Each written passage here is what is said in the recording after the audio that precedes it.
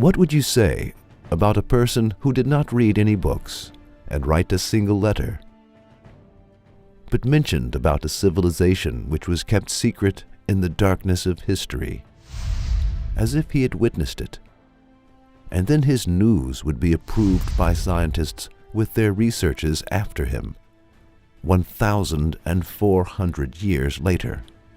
Which possibilities given below would you accept? 1. This person traveled to the age of that tribe by surpassing the time and places and informed people of what he had seen after he returned to his age. No one who is sane can accept this option, but considering this option as reasonable is only possible by losing one's mind. 2. This person is the apostle and prophet of Allah who created the time and places and encompasses all ages and places with his wisdom. The prophet knows by being informed by him and informs people by his notification. This option should be accepted since there is no other option than this one.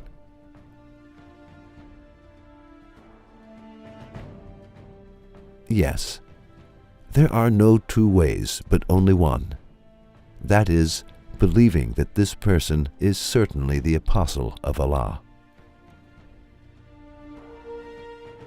Now, let us look at the miraculous news which proves the prophethood of that person and that the decree which he has is the book of Allah.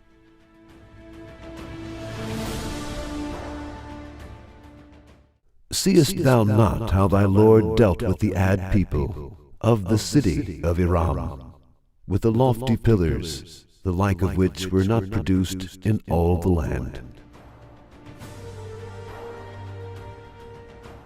At the beginning of the 1990s, notable newspapers gave the news of a very important archaeological finding with the following headlines: The legendary Arab city has been found. Ubar, Atlantis of the sands. What makes this interesting archaeological finding more important is that its name exists in the Qur'an. Up to that time, many people who thought the tribe of Ad mentioned in the Qur'an to be a legend and never to be found were amazed upon this new finding.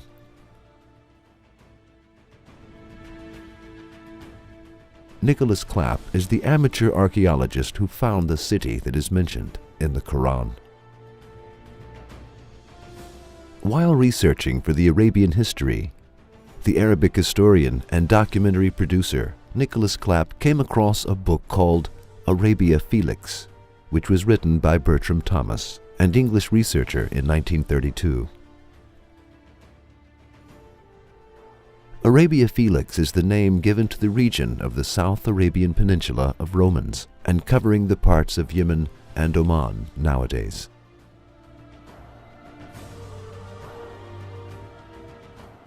The English researcher Bertram Thomas made a research trip in the region of the city of Ubar, where lies the remains of the city, a place which is near the coast of Oman.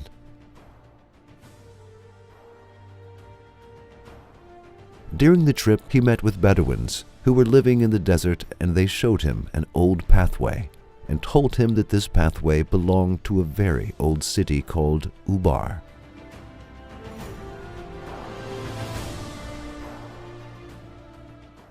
Nicholas Clapp, who examined the book of Bertram Thomas, made 2 attempts in order to prove the existence of Ubar that Thomas reported. At first, he found the traces of the pathway whose existence was told to him by the Bedouins. Thereupon, he applied to NASA and demanded this area to be photographed via satellite. After that, he started to examine the old scripts and maps that exist in Huntington Library of California. After a short research, he found a map that had been drawn by Egyptian Greek geographer Ptolemaeus in 200 AD. The map showed the place of an ancient city and the drawing of ways that led to this city. In the photographs taken by NASA, some traces of a road which were impossible to see with naked eye, but visible by a complete aerial view, came within sight. Both the ways shown in the old map and the satellite photographs supported one another. The ending point of these ways was a large area that was a city once upon a time. So, the place of the legendary city, which had been the subject of oral stories and narrated by Bedouins, was discovered. The remains of an old city started to come into light from the sand during excavations. Thus, this city was named as Ubar, the Atlantis of the sands.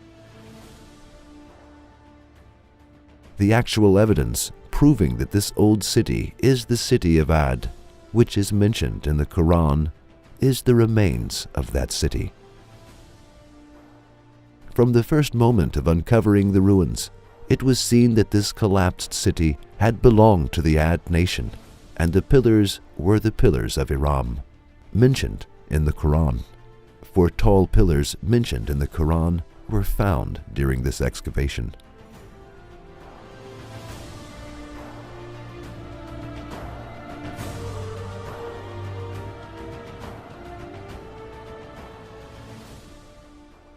Dr. Juris Zarans, who is a member of the excavation team, stated the following: "What distinguishes this city from other archaeological findings is its tall pillars.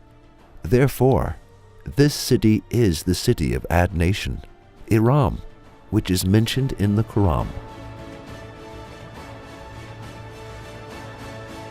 Seest thou not how thy Lord dealt with the Ad people of the city of IRAM, with the lofty pillars, the like of which were not produced in all the land?